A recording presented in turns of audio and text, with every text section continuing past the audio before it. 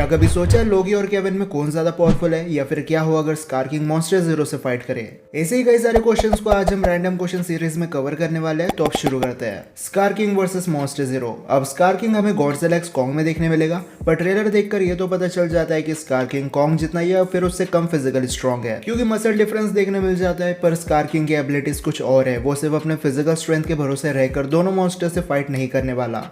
Director ने तो साफ बोल दिया कि स्कार किंग गॉडजिला और कॉन्ग से ज्यादा पावरफुल है। ऊपर से इन दोनों को टीम अप करना पड़ रहा है, तो नॉर्मल सी बात है। स्कार किंग एक डेंजरस बीइंग है, इसके फीट्स भी अच्छे हैं। इसने कॉन्ग के एंटायर फैमिली को अपना गुलाम बनाकर रखा है। इसने गॉडजिला के कुछ फैमिली मेंबर्स को मार रखा है। विप्लैश नाम का वेपन है जो एक हंटर की तरह यूज होता है। इसकी आइज भी ग्लो कर रही है, और थ्योरी के अकॉर्डिंग इसने शिमो को भी कंट्रोल करके रखा है। हो सकता है इसके पास माइंड कंट्रोलिंग एबिलिटीज हो, लेकिन अभी हम हवा में बातें नहीं करने वाले। हो सकता है स्कार किंग ने शिमो को कंट्रोल ना किया हो, गॉडजिला और कॉन्ग की तरह इन दोनों ने भी टीम अप कर लिया होगा। लेकिन अगर बात करें मॉन्स्टर जीरो की, तो ये किंग गिडोरा का ही दूसरा नाम है। पर ये एक स्पेस क्रिएचर है जो डिफरेंट प्लेनेट पर जाकर वहां पर सिर्फ डिस्ट्रक्शन कॉज करता है। लेकिन किंग गिडोरा के पास 3 सिर है, रीजनरेटिव हीलिंग फैक्टर है, ये अपने मुंह से एनर्जी बीम्स भी शूट कर सकता है, इलेक्ट्रिसिटी और दूसरे मॉन्स्टर्स की लाइफ फोर्स एनर्जी को एब्जॉर्ब कर लेता है। इसे ऑक्सीजन डिस्ट्रॉयर से भी कुछ नहीं हुआ, जबकि गॉडजिला ऑलमोस्ट खत्म हो गया था और इसने कई सारे मॉन्स्टर्स को बीट किया है। जैसे गॉडजिला को 2 बार हराया है, फिर रोडन को नॉकआउट किया है और मोथरा को तो सीधा डिसइंटीग्रेट कर दिया। किंग गिडोरा एक ट्रू मॉन्स्टर है जिसे कोई भी बेसिक लेवल पर बीट नहीं कर सकता। अगर गॉडजिला को अपना बर्निंग फॉर्म ना मिलता तो किंग गिडोरा को कभी हरा नहीं पाता। लेकिन अब क्वेश्चन आता है कौन ज्यादा पावरफुल है। अब देखो, इन दोनों का सोचने का तरीका कंप्लीटली डिफरेंट है। स्कार किंग टाइटन को गुलाम बनाना चाहता है, जबकि मॉन्स्टर जीरो सिर्फ दूसरों को मारता है। तो जब ये फाइट करेगा तब किंग गिडोरा स्कार किंग पर बिना होल्ड बैक किए अटैक करेगा, क्योंकि गिडोरा के लिए स्कार किंग जिंदा रहे या मर जाए उसे कोई फर्क नहीं पड़ता। पर स्कार किंग गिडोरा की एबिलिटीज को देखकर उसे अपना गुलाम बनाने की कोशिश करेगा, और हो सकता है थोड़ा बहुत होल्ड बैक भी कर ले। पर फीट वाइज देखे तो किंग गिडोरा के फीट ज्यादा अच्छा है। गॉडजिला और रोडेन जैसों को बीट करना कोई आसान बात नहीं है, जबकि स्कार किंग ने कई सारे काइजूस को मार रखा है, लेकिन उसमें कोई बड़ी बात नहीं है। म्यूटर्स ने भी गॉडजिला की रेस को ऑलमोस्ट खत्म कर दिया था, लेकिन फिर भी वो सबसे पावरफुल नहीं है। ऊपर से स्कार किंग की फीट्स ऑफिशियल नहीं है। मेरे ओपिनियन से तो स्कार किंग इतना बड़ा थ्रेट है भी नहीं जितना उससे पोर्ट्रे किया जा रहा है। अगर वो सबसे पावरफुल होता तो शिमो को ट्रेलर में दिखाते और स्कार किंग को छुपा के रखते, लेकिन यहाँ पर सीन पूरा उल्टा है। इसलिए फीट वाइज कंपेयर करें तो मॉन्स्टर जीरो बेटर मॉन्स्टर्स को बीट कर चुका है, उसके पास बेटर एबिलिटीज है। वो फाइट के दौरान स्कार किंग की लाइफ फोर्स एनर्जी को भी ड्रेन कर सकता है, इसलिए अभी के लिए तो किंग गिडोरा ज्यादा पावरफुल है। Kevin versus God of multiverse. अब एमसीयू की हिस्ट्री में अगर किसी को सबसे बड़ा पावर अपग्रेड मिला है तो वो सिर्फ लोकी है। गॉड ऑफ मिस्चिफ से गॉड ऑफ मल्टीवर्स बन जाना कोई छोटी बात नहीं है। लोकी के पास अपना मैजिक तो है ही, लेकिन अब वो टाइम रिलेटेड एबिलिटीज को भी यूज कर सकता है। फ्यूचर और पास्ट में जाकर इवेंट्स को चेंज कर सकता है, और साथ में ये चाहे तो कई सारे टाइमलाइंस को एक झटके में डिस्ट्रॉय कर दे। अब बेशक गॉड ऑफ मल्टीवर्स एक बहुत पावरफुल कैरेक्टर है, लेकिन जब बात आती है केविन आर्टिफिशियल इंटेलिजेंस की, तो ये लोकी से भी ज्यादा पावरफुल है। लोकी सिर्फ स्टोरीज को चेंज कर सकता है, पर केविन पूरे प्लॉट को ही चेंज करने की ताकत रखता है। लोकी कभी थॉर को लिविंग ट्राइब्यूनल जितना पावरफुल नहीं बना सकता, और ना ही फोर्थ वॉल को ब्रेक कर सकता है, पर केविन फोर्थ वॉल के बाहर एग्जिस्ट करता है। केविन को एक ऑथर और राइटर का ओहदा दिया जाता है, जबकि लोकी केविन की कहानी का सिर्फ एक कैरेक्टर है। केविन चाहे तो लोकी की जगह हॉकाई को भी बिठा सकता है। केविन आज भी चाहे तो लोकी का एग्जिस्टेंस एमसीयू से मिटा कर रख देगा, जबकि लोकी केविन को टाइमलाइन से नहीं मिटा सकता, क्योंकि ये आर्टिफिशियल इंटेलिजेंस टाइमलाइन में एग्जिस्ट ही नहीं करता है। इसलिए केविन बहुत ज्यादा पावरफुल है हमारे गॉड ऑफ स्टोरीज या फिर गॉड ऑफ मल्टीवर्स से। Who can survive loom radiation like Loki. अब हम सबने देख रखा है कि ये ऑरा कितनी ज्यादा डेंजरस होती है। एक एवरेज इंसान तो 2 सेकंड नहीं टिक सकता इसके सामने। ह्यूमंस को एक स्पेशल सूट पहनना पड़ता है, उसके बाद ये ऑरा में सर्वाइव कर सकता है, लेकिन तब भी बहुत ज्यादा स्ट्रगल करनी पड़ती है। पर लोकी बिना किसी सूट के इस रेडिएशन को सर्वाइव कर गया, क्योंकि first of all Loki God है, इसलिए वो किसी भी ह्यूमन से ज्यादा ड्यूरेबल है। ऊपर से ओडिन के मैजिक की वजह से लोकी एक एसगार्डियन है, और एसगार्ड वासी जितने ओल्ड होते हैं वो पावरफुल बनते चले जाते हैं। और एक थ्योरी के हिसाब से जब लोकी ऑरा में चल रहा था तब उसकी एज इन्फिनाइट लेवल पर बढ़ गई थी, इसलिए वो टाइम के साथ स्ट्रॉन्ग बनता चला गया और सर्वाइव कर गया। पर अब क्वेश्चन आता है कि कोई ऐसा कैरेक्टर है जो इस लूम के रेडिएशन को सर्वाइव कर सकता है? तो हाँ, इसे 2-4 गिने चुने कैरेक्टर्स है, जैसे थॉर हमारा गॉड ऑफ थंडर, क्योंकि ये भी एक एसगार्डियन है और साथ में टाइम के साथ ये भी पावरफुल होते चले जाएगा।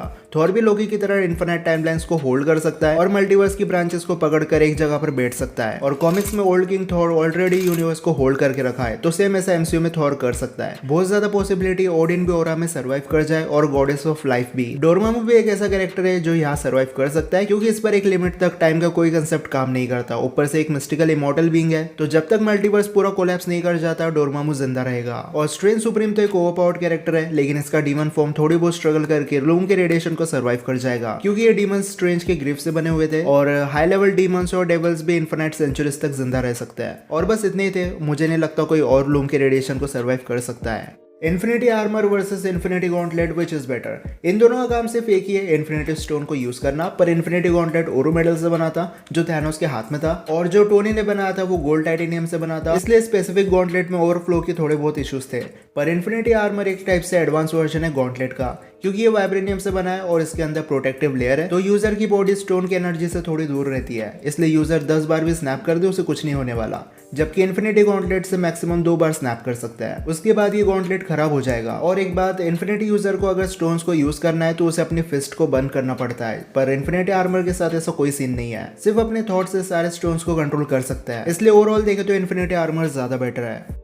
कि एक्समैन स्ट्रेन सुप्रीम का माइंड कंट्रोल कर सकते हैं। अब एक्समैन या फिर म्यूटेंट्स में सिर्फ चार्ल्स जेवियर है जिसके पास टेलीपैथिक एबिलिटीज है, पर हमने फिनिक्स फोर्स और स्कारलेट विच को इसे ओवरपावर्ड करते हुए देखा है। इन पर माइंड अटैक हुआ था लेकिन इन्होंने चार्ल्स की बैंड बजा कर रख दी, और ऐसा ही कुछ स्ट्रेंज सुप्रीम के साथ होगा। चार्ल्स जेवियर स्ट्रेंज के माइंड में तो चला जाएगा, पर स्ट्रेंज के अंदर एक ही दिमाग नहीं है, उसने कई सेंचुरीज तक कई सारे डीमंस को अपने अंदर एब्जॉर्ब किया है, और वो सारे अपनी कॉन्शियसनेस को स्ट्रेंज की बॉडी के अंदर लेकर बैठे हुए हैं। तो जब जेवियर स्ट्रेंज के माइंड में एंटर करेगा, उसे स्ट्रेंज सुप्रीम के साथ सारे डीमंस की माइंड बैटल करनी होगी, और प्रोफेसर एक ही माइंड को बड़ी मुश्किल से कंट्रोल कर पाता है। स्ट्रेंज की बॉडी के अंदर जो डीमंस है वो प्रोफेसर एक्स की एबिलिटीज को नलिफाई कर देंगे, और एपोकलिप्स की तरह जेवियर को उसकी अटैक से बीट कर देंगे, इसलिए स्ट्रेंज सुप्रीम का माइंड कंट्रोल करना ऑलमोस्ट इम्पॉसिबल है। शक्तिमान का क्या सीन चल रहा है? आज से ऑलमोस्ट 2 साल पहले सोनी की तरफ से हमें शक्तिमान का टीजर देखने मिला, लेकिन तब से उनके पास कोई अपडेट नहीं है। बीच में ये रूमर आया था कि बजट एक्सटेंड होने की वजह से इस प्रोजेक्ट को कैंसिल कर दिया है, लेकिन फिर पता चला सोनी के साथ अब भी कॉन्ट्रैक्ट ब्रेक नहीं हुआ है। पर 2 साल बाद भी इस मूवी का ट्रेलर हमें देखने नहीं मिला। पहले तो पेंडेमिक की वजह से इसे डिले कर दिया था, लेकिन अब और देर क्यों हो रही है वो किसी को नहीं पता।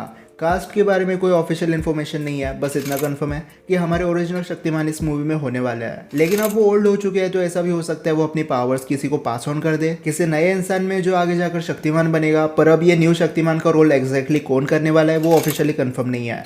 वैसे मूवीज 3 पार्ट में होने वाली है, और फर्स्ट पार्ट का बजट अराउंड 200 करोड़ से है, पर मुझे नहीं लगता ये मूवी हमें 2025 से पहले देखने मिलेगी। अगर हम लकी हुए तो 2025 के एंड में या फिर 2026 में रिलीज होगी। जब किलमोंगर ने स्नैप किया था वो निपट क्यों नहीं गया आयरन मैन की तरह?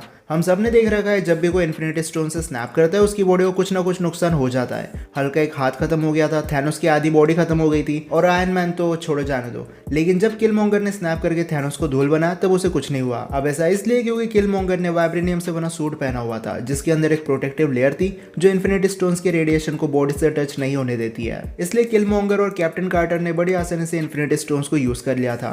अगर किलमोंगर के पास यहाँ पर नैनो गॉन्टलेट होता तो शायद उसकी हालत भी आयरन मैन जैसी हो जाती। लेकिन इसी के साथ आज के सारे रैंडम क्वेश्चन यही खत्म होते हैं। अब अगर आपके पास ऐसे क्वेश्चन हो तो मुझे कमेंट सेक्शन में बता सकते हो, और अगर आपने अभी तक टॉप 10 मोस्ट पावरफुल वेपन्स की वीडियो नहीं देखी है तो इस पर क्लिक कर सकते हो।